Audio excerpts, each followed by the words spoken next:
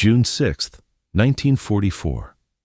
Just after 4 o'clock in the morning, a chateau at La Roche-Guyon, 60 miles from the Normandy coast. Field Marshal Erwin Rommel is not here. The man responsible for the entire Atlantic Wall, the general who swore he would throw the Allies back into the sea, is in Germany. It is his wife's birthday. He has driven home with a pair of shoes for her, convinced the weather is far too foul for any invasion. The Channel is churning. The forecast is bad. Nothing, his instincts tell him, will happen today. 200 miles to the southeast, at a holiday retreat called the Berghof, Adolf Hitler is asleep. He has taken sleeping pills. His staff has the authority to wake him for almost nothing, and the panzer divisions that could decide the fate of Europe cannot move without his personal word. So they let him sleep. And along a stretch of Norman coastline, in the freezing dark, the largest invasion fleet ever assembled is already turning toward the beaches. Nearly 6,000 warships, landing craft, and transports. By nightfall, 180,000 men will be ashore. The Germans are not blind. Their reconnaissance has photographed British ports for months. Their analysts have tracked the build-up ship by ship, tent by tent. They have spies in England feeding them reports. They know with total certainty that an invasion is coming. They simply believe it is coming somewhere else. 200 miles up the coast, near the narrowest crossing of the Channel, an entire Allied army group waits to strike at the Pas-de-Calais. 11 divisions under the most aggressive general the Americans have. The Germans have counted its tanks, plotted its camps, intercepted its radio chatter. 19 of their own divisions sit frozen in the region, guarding against it, waiting for the real blow to fall there. That army does not exist. The tanks are rubber. The landing craft are scaffolding and canvas. The radio traffic is scripted. The general commands nothing at all, and the men reporting it all to Berlin are working for the other side. What happened in the hours after that fleet reached the sand would expose the most expensive miscalculation of the entire war in the West and prove that the deadliest weapon at Normandy fired no bullets at all. To understand the trick, you first have to understand why the Germans were so certain they already knew the answer. By the spring of 1944, the belief inside the German High Command was not a guess. It was, to them, simple military logic, and it pointed in one direction: the Pas-de-Calais. Anyone looking at a map could see why. It was the narrowest point of the English Channel, the shortest sea crossing to the continent.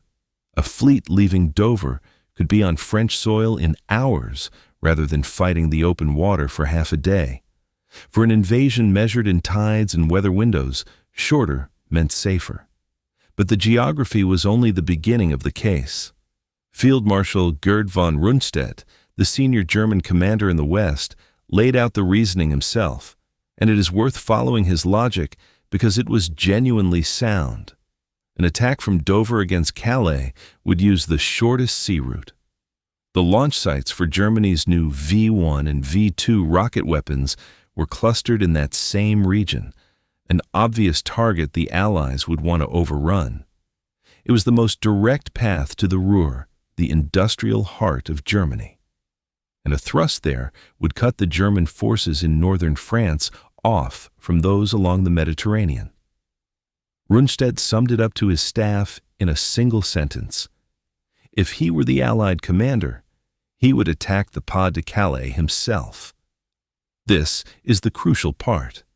The Germans were not stupid, and they were not careless. They had reached the most reasonable conclusion available from the evidence in front of them. Every instinct a professional soldier had been trained to trust said Calais.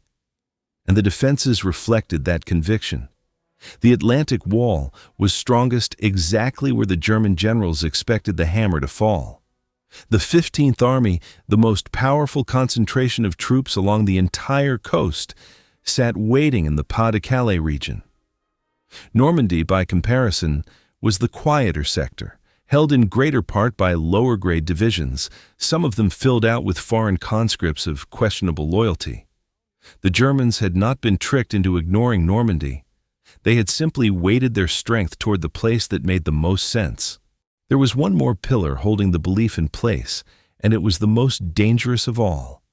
The German leadership had a source of information they trusted completely, their own spy network in Britain. They were receiving regular detailed reports from agents on English soil, men they had recruited, trained, and in some cases paid handsomely. Those agents described a vast army assembling in the southeast, across from Calais, under a famous and feared commander. The reports matched the geography. The reports matched the logic. The reports matched what the generals already expected to see. When intelligence confirms what you already believe, it does not feel like manipulation. It feels like proof. So the picture inside German headquarters was coherent, consistent, and wrong. The enemy would cross at the narrowest point. The main force was gathering opposite Calais. Normandy, if anything happened there at all, would be a feint to draw reserves away from the real target. Every channel of information the Germans possessed, their maps, their doctrine, their defenses, and their own spies, agreed. But that agreement was not an accident, and it was not the Germans' own work. Every piece of it, the army across from Calais, the radio chatter, the loyal agents filing their reports, had been built and placed there deliberately by the people they were trying to defeat. And the men who built it had started planning nearly a year before the first ship ever sailed. The lie that fooled the German army was not improvised in the weeks before D-Day. It was the product of an organization built specifically to deceive and of 3 years of hard-won practice in how to do it well. It began in July 1943 in London with a small and deliberately obscure group of officers known as the London Controlling Section. Their job was not to fight battles. Their job was to design them in the enemy's imagination. They set to work on a master deception plan, an umbrella scheme to mislead the Germans about where and when the Allies would strike. They gave it a name drawn from a remark Winston Churchill had made to Joseph Stalin. In wartime, truth is so precious that she should always be attended by a bodyguard of lies. The plan became Operation Bodyguard. Within it sat the operation that mattered most, fortitude, and within that, the deception aimed squarely at the Pas-de-Calais, Fortitude South. But the planners were not starting from nothing. The techniques they were about to deploy on the grandest possible scale had been tested in the field years earlier. Dummy tanks, decoy equipment, and false radio traffic had already been used by the Allies in North Africa in 1941 and 1942, and again before the landings in Italy in 1943. The deception men had learned a foundational rule there, one that would govern everything they did for D-Day. The surest way to fool an enemy is not to plant a wild new idea in his head, but to confirm something he already wants to believe. The Germans wanted to believe in Calais. Fortitude would simply hand them the evidence. Two extraordinary advantages made the gamble possible. The first was ultra. At Bletchley Park, British codebreakers had broken the German Enigma cipher, and the Germans, certain their machine was unbreakable, had no idea. This meant the deceivers could do something almost unheard of in the history of espionage. They could plant a piece of false information, then intercept and read the German response to it, checking in near real time whether the lie had been believed. They were marking their own exam. The next advantage was even more remarkable. By 1944, British intelligence had identified and neutralized every German agent operating in Britain. Every single one had been captured and then either imprisoned, executed, or turned. The turned agents were run as double agents by a body within MI5 known by its dry joke of a name, the 20 Committee, because the Roman numeral for 20, XX, formed a double cross. The Germans believed they had a functioning spy network feeding them secrets. In reality, that network was a British instrument, and every report it sent had been written, approved, and timed by the people it was supposed to be betraying. An organization built to lie. A method proven in the desert. A way to read the enemy's mind, and a way to speak directly into it. The architecture was in place. What the planners needed now was something the Germans could see with their own eyes. The first thing the deceivers built was the thing the Germans would see from the air. If reconnaissance planes were going to photograph the southeast of England, then the southeast of England needed to be filled with an army worth photographing. So the Allies built one.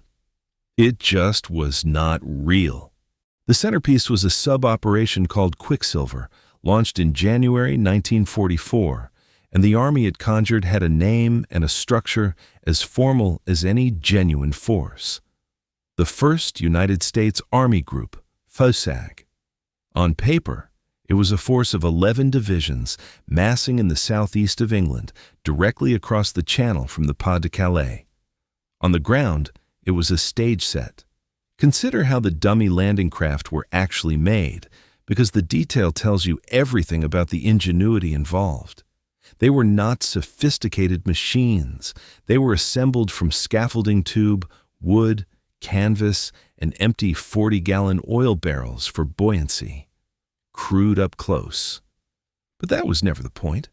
Floated in the estuaries and harbors around Dover, viewed from a distance or from a German aircraft thousands of feet up, they were utterly convincing. A fleet of invasion boats gathering at exactly the spot from which a cross-channel assault on Calais would launch. Alongside them came the tanks. Large numbers of dummy tanks and vehicles, including inflatable rubber decoys modeled on the M4 Sherman, were arranged in groups across the southeast, positioned to look like an army assembling to move. From above, the rubber and the steel were indistinguishable. But here's the part that separated fortitude from a simple bluff, and it is the detail most people get wrong. The Allies did not hide this fake army as carefully as they could have. They wanted it found. Camouflage was applied just imperfectly enough to let German reconnaissance discover what it was meant to discover. The genius was psychological. A secret an enemy uncovers for himself is believed far more deeply than one handed to him. The Germans thought they were peering through the Allies' concealment. They were looking exactly where they had been led to look. And the deception ran in both directions at once. While the fictional army was made conspicuous in the southeast, the real invasion force gathering far to the west, around Weymouth and Southampton, was concealed with genuine care. Many of the units the Germans believed were part of FOSAG in the southeast were never there at all. They had been quietly moved west, ready to embark for Normandy as part of Montgomery's actual force. So the same photographs that showed the Germans a powerful army poised to strike Calais also failed to show them the real army preparing to strike somewhere else. Both halves of the illusion were working off a single set of aerial images. It was a brilliant beginning. But rubber tanks and wooden boats could be photographed, and they could be counted. They could not send a single message, and an army that never spoke would, sooner or later, start to look like exactly what it was. An army that could be seen but never heard was a painting, not a force.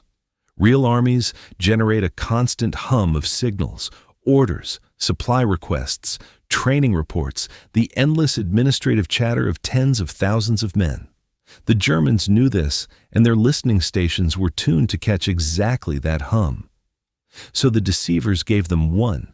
A huge volume of fake radio traffic began pouring out of the southeast of England, transmitted and received by fixed and mobile units scattered across the region. One of the nerve centers was a place that had played a role earlier in the war. The underground tunnels beneath Dover Castle, where a signals hub codenamed Q Dover relayed coded messages across Britain. For weeks on end in the spring of 1944, British and Canadian signalers worked there around the clock in relentless 8-hour shifts, 7 days a week, pumping out a stream of scripted messages that mimicked an army group preparing to embark. The signalers themselves had no idea what they were sending. It was all encoded. They knew only that it mattered enough to keep the tunnels manned every hour of every day. The effect was precise. German analysts, plotting the source of all that traffic, located it in the southeast, directly across the channel from Calais, which only deepened their conviction that the blow would land there. But radio chatter and rubber tanks shared the same fatal limit. They could show the Germans an army. They could not interpret it. They could not whisper a conclusion into a German general's ear. For that, the deception needed a human voice, a trusted source inside the German system who could tell Berlin not just what the army was, but what it meant. And here, the 20 Committee played its strongest cards. Almost every controlled leak to the Germans was funneled through two double agents in particularly high standing. The first was Roman Czerniawski, a Polish Air Force captain, run under the codename Brutus. His military background made him invaluable. He could supply the kind of technical detail German handlers craved: order of battle, unit strengths, the professional assessments of a soldier who knew what he was looking at. Every figure he sent was fabricated to support the picture of Fusag gathering opposite Calais. The second was the masterpiece of the entire operation. Juan Pujol Garcia, codenamed Garbo, was a Spaniard who had volunteered to spy for the Allies, been turned down, and then started inventing intelligence for the Germans entirely on his own to prove his worth. By 1944, with M&5 running him, he had constructed a fictional network of imaginary sub-agents scattered across Britain, each with a name, a personality, a backstory, all reporting troop movements that matched the fake buildup exactly. His reports were so trusted in Berlin that the Germans awarded him the Iron Cross. This was the architecture working in harmony, and harmony was the whole point. A German analyst comparing his sources would find them all agreeing. The aerial photographs showed tanks and landing craft in the southeast. The intercepted radio traffic placed an army group in the same region. And the spies, men Berlin trusted absolutely, confirmed it in words: a powerful force under a feared commander, preparing to cross at the narrowest point. 3 independent channels, all pointing at Calais. 3 channels the Germans had no idea were a single instrument played by one hand. But even this was not enough for the planners, and this is the detail that reveals how completely they understood their enemy. The deception was deliberately layered with truths. The double agents were allowed to report real, verifiable, but harmless facts. The kind of trivia a German handler could independently confirm, such as genuine unit insignia or small troop observations. Each time the Germans checked one of these crumbs and found it accurate, their confidence in everything else the agent said grew. The lie was wrapped in just enough truth to make it taste real. By late spring 1944, the illusion was total. The Germans believed in an army that did not exist, commanded by a man who commanded nothing, reported by spies who served the enemy. All that remained was to make them act on it and to count what it cost them when they did. Everything fortitude built came down to a single distortion in the mind of the German high command. They believed they were facing a far larger Allied force than the one that actually existed. The whole apparatus of rubber tanks, double agents, and fake radio traffic existed to manufacture that one belief. And the gap between what the Germans thought was coming and what was really coming is the clearest measure of how completely it worked. Start with what the Germans believed they were facing. By 1944, German staff estimated that the Allies had assembled 65 combat-ready divisions in Britain. On the strength of that estimate, they calculated the enemy could put ashore a landing on a front of 25 divisions. 65 divisions in reserve. A 25-division assault wave. Those were the numbers German commanders used to plan the defense of Western Europe. Now, the reality. The Allies had assigned 29 divisions to the entire Overlord plan. And on the morning of June 6th, They landed at Normandy on a front of 5 divisions, set the two side by side. The Germans expected 65 divisions, 29 existed. They braced for an assault across 25 divisions of coastline. 5 came ashore. The Phantom Army had effectively doubled the size of the Allied force in German eyes and inflated the expected point of attack 5-fold. Every soldier the Germans imagined into existence was a soldier they had to plan for, position against, and hold troops in reserve to meet. And those held-back troops are where the cost becomes concrete. In the Pas-de-Calais region sat the German 15th Army, the strongest concentration of force along the entire Atlantic Wall, waiting for the main blow Fortitude had promised would land there. As the real battle raged in Normandy, those divisions did not move. They stayed in place, guarding a coastline against an invasion that was never coming, because Berlin still believed the genuine attack was yet to fall on Calais. Now extend the timeline, because the most staggering number is not measured in divisions, but in months. A deception is usually a one-time trick, good for the moment of surprise, and no longer. Fortitude was not. German belief in the existence of Fusag persisted as late as August 1944, 2 full months after D-Day. For those 2 months, the Germans continued to hold vital units away from the main fighting front in Normandy, still waiting for a second, larger invasion at Calais that existed only in the reports their own captured agents were feeding them. 2 months. Long enough for the Allies, who landed 180,000 men on the first day, to put 875,000 ashore by the end of June. The lie did not just buy the surprise of the first morning, it bought the entire period in which the beachhead was turned into an unbreakable foothold. They were defending the right beach against the wrong army, and the bill came due in the one currency that decides invasions: time they could never get back. The whole deception came down to a single morning and a single decision, and the decision belonged to men who were not where they should have been. The intelligence the Allies later intercepted confirmed it in the bluntest terms. Every key German commander greeted the news of Normandy as evidence of an invasion, not the invasion. Then came June 10th, and the single clearest proof that the lie was steering German strategy in real time. 4 days into the battle, 2 German panzer divisions were on the move toward Normandy to reinforce the threatened front. This was the reaction the Allies had feared most: armor arriving while the beachhead was still fragile.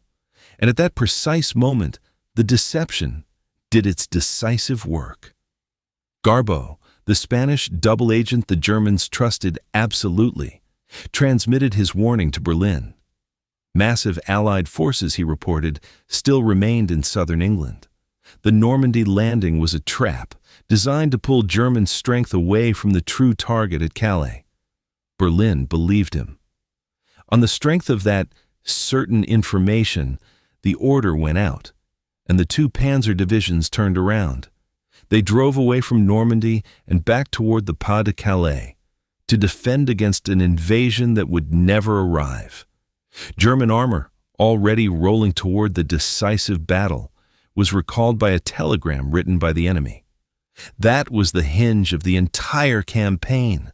Not a charge, not a barrage, but a message sent by a man with a fictional spy ring and a German Iron Cross that reached into the German chain of command and turned its tanks around.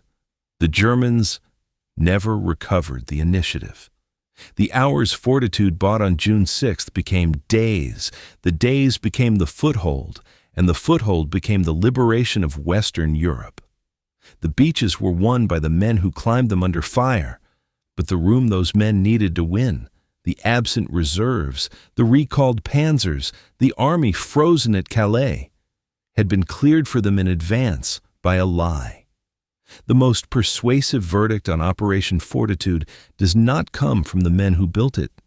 It comes from the men it was used against, and from the Allied commander who watched it work and understood exactly what it had spared him. Starting with the testimony of Gerd von Rundstedt, the senior German commander in the West, the man whose own logic had pointed so confidently at the Pas-de-Calais. After the war, asked to explain why he had expected the attack there, he laid out his reasoning without hesitation. An assault from Dover against Calais would use the shortest sea route to the continent. The V-1 and V-2 rocket sites were located in that region. It was the shortest path to the Ruhr and the industrial heart of Germany. Such an operation would cut the German forces in northern France off from those along the Mediterranean. He summed it up in a single line that he said he used to repeat to his own staff. If he had been the Allied commander, he would have attacked the Pas-de-Calais himself. Listen to that confession carefully, because it is the whole deception in miniature. Rundstedt was not describing a mistake forced on him by clever Allied lies. He was describing sound, professional military judgment, the exact judgment Fortitude had been designed to confirm. The deceivers had not bent his reasoning, they had fed it. Every rubber tank and false report was placed precisely to make the conclusion he had already reached feel like certainty. The enemy's own logic became the Allies' most effective weapon, and Rundstedt's post-war words prove he never fully grasped that he had been led to the answer he thought he had worked out for himself. The German assessment of the man at the center of the illusion is equally revealing. The decision to place Patton in command of the Phantom Army worked because of who the Germans believed Patton to be. Their commanders regarded him as a daring and offensively minded commander, indeed, the Allies' best, who would surely lead the main Allied assault on Europe. Fresh from defeating them in North Africa, he was the general they feared and respected above all others. So when their intelligence told them Patton was massing an army opposite Calais, it confirmed everything. The best Allied general, leading the main attack at the most logical point of crossing. The Germans were not fooled by a weak lie. They were fooled by a lie built to fit their own highest expectations. And then there is the testimony of the man on the other side, the one who understood the stakes most clearly of all. General Dwight Eisenhower, Supreme Allied Commander, weighing afterward what the deception had achieved, pointed to the single force whose absence decided the campaign. The German 15th Army, he said, which if committed to battle in June or July might possibly have defeated the Allies by sheer weight of numbers, remained inoperative during the critical period of the campaign. Sit with that admission from the commander who won. By his own estimate, the 15th Army held in the Pas-de-Calais was strong enough to have thrown the invasion back into the sea. It did not strike. It stayed where Fortitude had pinned it, guarding the coast against an army of canvas and scaffolding and scripted radio messages, while the real war was decided elsewhere. The German generals believed their own reasoning. The Allied commander believed that reasoning could have destroyed him. Both verdicts point to the same conclusion, and neither side had any reason to flatter the trick. The deception was not a footnote to the victory. By the testimony of the men closest to it, it was a precondition of it. That is the image to hold on to, because it contains the whole lesson. The most formidable military machine on earth was not defeated in those critical hours by a bigger force. It was defeated by a better story. The Germans had the tanks, the fortifications, and the reserves. What they did not have was the truth, and the side that controlled the truth controlled where those tanks would point. The deeper lesson outlasts the war. Fortitude worked not by planting a wild new idea, but by confirming what the enemy already wanted to believe. That is the quiet danger in it, and it did not retire in 1945. Any organization, any leader, anyone at all, is most easily deceived in exactly the place where their own confidence feels most justified. The Germans were never more certain than at the moment they were most wrong. The weapon that beat them fired no bullets. It simply handed them the conclusion they were already reaching for and let them march toward it.